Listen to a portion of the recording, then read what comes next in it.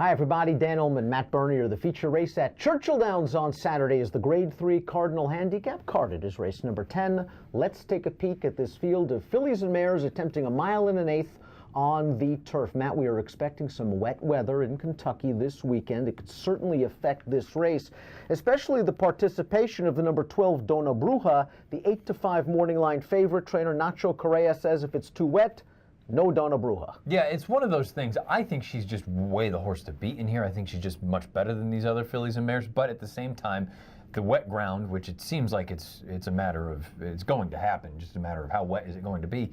And also that outside post at 9 furlongs. There's a part of me that wonders if she's better or best at a mile.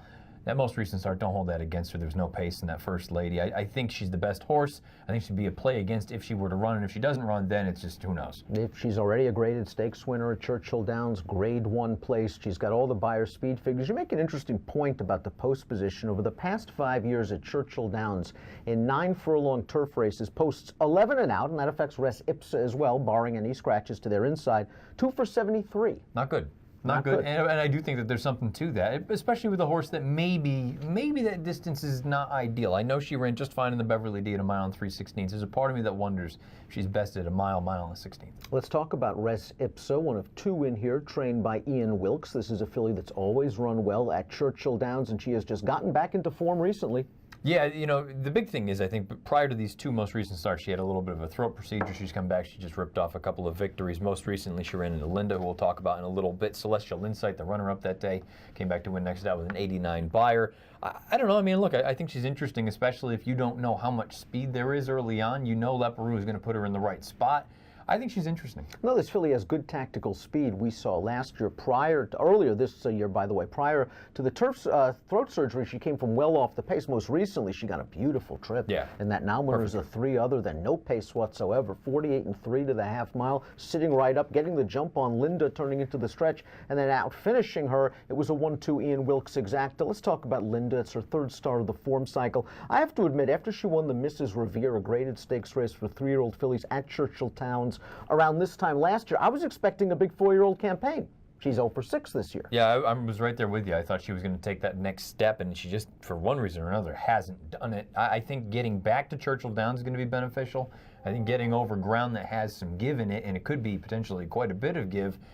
I got to be honest, though, I feel like things are just snowballing for her to be an underlaid price. I'm trying hard not to make too many excuses for her, because I have to admit I have been disappointed. But if you want to, you can say not a lot of pace last time out. Res Ipsa got the jump on her. Kentucky Downs, I'm not going to hold that quirky turf course, and certainly Miss Temple City and Zapessa, 2 Grade 1 caliber fillies against her. The race at Indiana, that might be the one you have to worry about a little bit. She had to alter course a little bit, but she was beaten by Bowley, who's also in this field, and Bowley recently ran very, very well in a Grade 1 stakes race. The Flower Bowl was her first start with blinkers. Do you think that has really woken her up? Yeah, it's possible. You know, and the other thing, too, to keep in mind about the Flower Bowl, I mean, we're talking about just a league different animal in there with the top 3. They all came back to run in the Breeders' Cup Filly and Mare Turf. And they all ran, all things considered, they didn't get embarrassed in there. I don't know. I have to be honest. You go back to that run at Indiana where, yes, she got the better of Linda. If you reverse the trips, Linda wins, because Linda had to come wide and Bowley shot up the inside and everything worked out beautifully.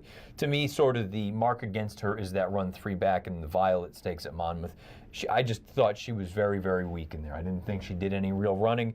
To me, that was disappointing. I know there wasn't a ton of pace in there, but I think she's a fringe contender. Now we have the Violet winner in this field. That's the number 2, Tricky Escape, who overcame a lack of pace in that race with a really nice ride from Chris DiCarlo to win. She came right back and backed that performance up with a solid 2nd place finish in a stakes race at Kentucky Downs. And last time out, she caught a race with no pace whatsoever, and she was forced to be a little bit closer than usual. Yeah, I think she's interesting in here. If you want to give her the benefit of the doubt about that last race, obviously 2 starts back. Kitten's Roar, for what it's worth. She came back out of that race, earned a 98 Beyer, and we just saw her most recently win a race out at Del Mar, I believe. That was on the undercard of the Breeders' Cup.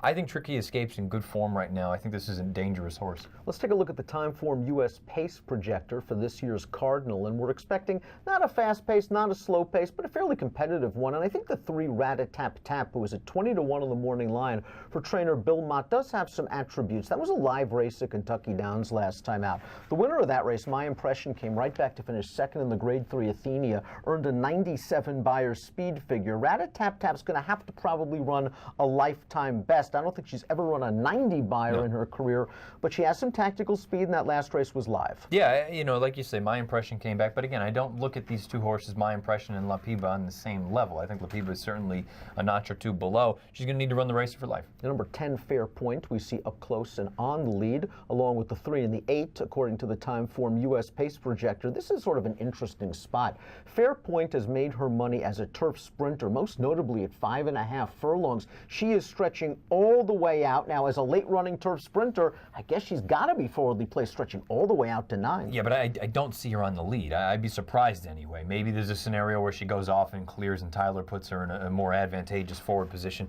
I just find it more curious than anything. Why now, of all times, to stretch back out to 2 turns? She hasn't been 2 turns since December of 2015, and it was off the turf race. I don't know, maybe just because she was so good going shorter they didn't want to try it, but to me, I don't like it. B-Rock at the number 8, I think will be further off the pace this time around. She was 3rd last time out in a non-winners of 2 other than optional claimer, and she's never really been able to get over the hump in these stakes races. No, I think she's a notch or 2 below. I agree with you, though. I don't think she's going to be that close. I think that the 1, Lovely Loy Ree, is a horse that might end up on the lead if the 3, 8, and 10 horses with a little bit more tactical ability decide to sit back, and Fernando de la Cruz decides to take advantage of this good inside post position. Lovely Loy Ree, gate-to-wire winner, 2 starts back. Just couldn't make the lead last time out. Yeah, couldn't make the lead, and I also wonder, too, for me, I'm looking at it just expecting to have a lot of give in the ground. I love the fact that 2 starts back after an 11-month layoff.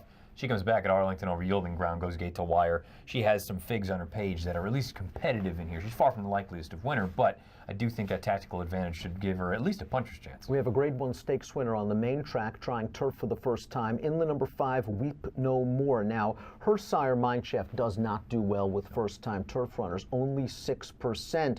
But this dam's a half to Falimbi. It was a nice turf horse. Was she a Grade 1 winner or a Grade 2 winner? Yeah, so I mean, but she was a legitimate runner for Juddmonte. I think she's an interesting spot in here.